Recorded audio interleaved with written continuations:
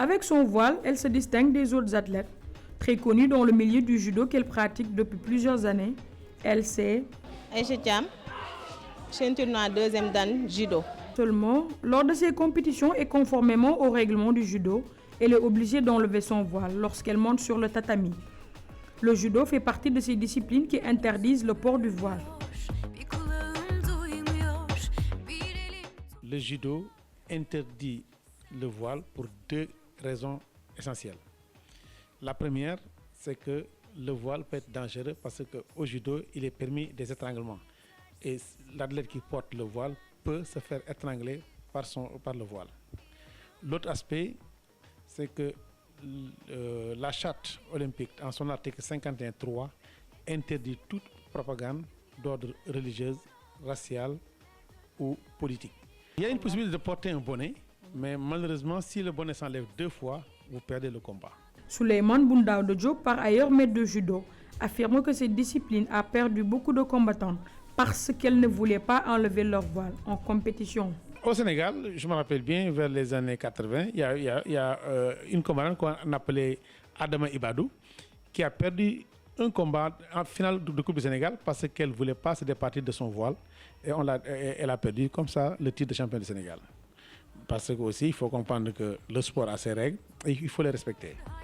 Malgré toutes ces mesures, Aïcha Thiam continue de s'accrocher à son art. Franchement, je ne suis pas à l'aise, mais je suis dem ba ci biir diko tam. Échauffement damay muuru, yépp damay muuru ba ñëw ba ci tapé bi dogay dindi suma paré muuru waat gën dem. Au Sénégal, certaines disciplines telles que le basket, l'athlétisme, le volleyball, la natation ou le football n'ont pas le même engouement pour les femmes voilées, soit pour ne pas être confrontées à enlever leur voile, ou par rapport à l'indécence des maillots qui sont souvent accompagnés d'une culotte. En revanche, elles sont très présentes dans le karaté et le handball, à l'image d'Aminatou Diop, démissante de l'équipe nationale.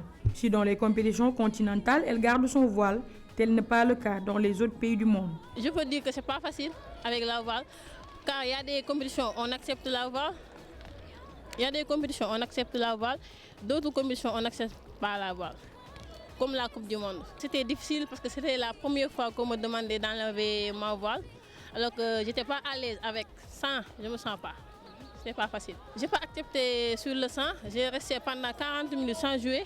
Mais finalement, j'ai accepté parce que sinon, je n'aurais pas à participer dans cette compétition. Alors que j'étais là. Autre discipline, autre réalité. Au taekwondo ou au viet vo dao, les femmes voilées n'ont pas de problème. Avec les casques qu'elles portent en compétition, elles ne sont pas obligées d'enlever leur voile. Non, puisque ça ne gêne pas. Peut-être qu'avec les autres disciplines comme le judo et autres, mais au viet vo dao, ça ne gêne pas, donc ce n'est pas interdit. Peut-être que pour respecter les règles de la discipline, personnellement, si c'était moi, j'allais trouver un autre moyen de me voiler, mais pas l'enlever totalement.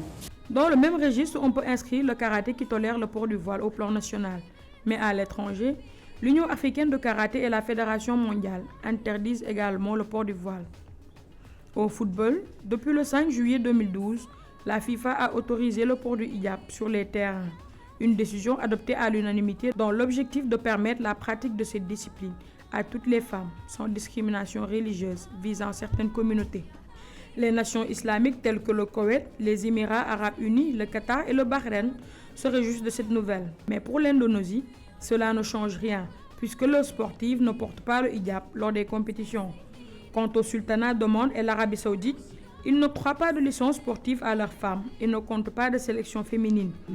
En Europe, un modèle de hijab spécial sport est déjà dans certaines boutiques pour encourager la pratique sportive chez les voilés.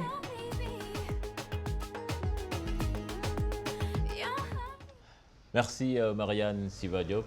Alors Malal, c'est dommage quand même de perdre des championnes, des potentiels médaillés olympiques à cause de ça vraiment. Je pense que nos designers et autres couturiers sont interpellés, puisque les femmes ne veulent pas aller compétir la tête nue. Il faudrait trouver l'astuce pour leur permettre d'avoir quelque chose sur la tête et d'aller compétir. Ouais, mais le problème... Quelque chose avec le feeling et le look aussi. Oui, mais le problème est que ça peut être considéré comme un signe d'appartenance religieux, comme ces fédérations le laissent croire. En tout cas, On espère certainement que le Sénégal va prendre des mesures pour ne plus perdre des championnes, ce qui est vraiment dommage, surtout qu'on sait qu'ici, nous avons de jeunes femmes très très compétentes en matière de sport.